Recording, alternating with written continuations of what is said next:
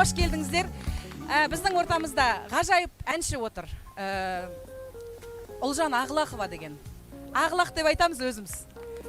Үні де бір лақ сияқты, сондай бір тәтті бір үні бар өзінің ерекше. Өзі де лақ сияқты, еліктің лағы сияқты. Сол Ұлжанның әнімен бастағым кеп тұр. Сәбидің аспаны деген тамаша әні бар еді. Сөзін Ақжол жазған. Бұл Ақжол жарнамалау емес, Ұлжанның әнін тыңдату сіздерге. Бастаймыз. Ұлжан, сахна сенікі. Көп рахмет Мөлдір ханым, еңбегіңіз жана берсін. Өлеңдеріңіз халықтың көкейінде мәңгілік орын алсын. Ал, бүгін мен Ақжол ағамды қолдап келіп отырым. Қабыл алыңыздар.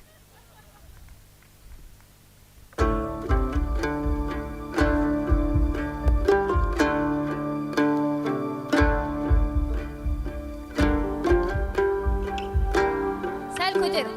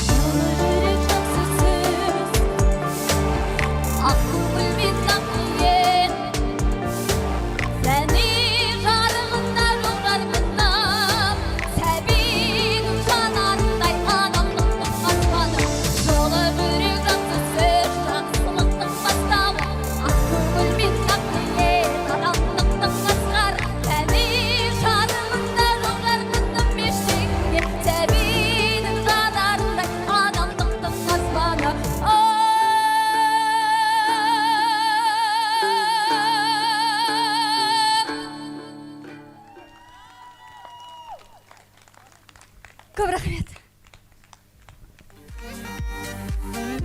Керемет. Мың алғыс.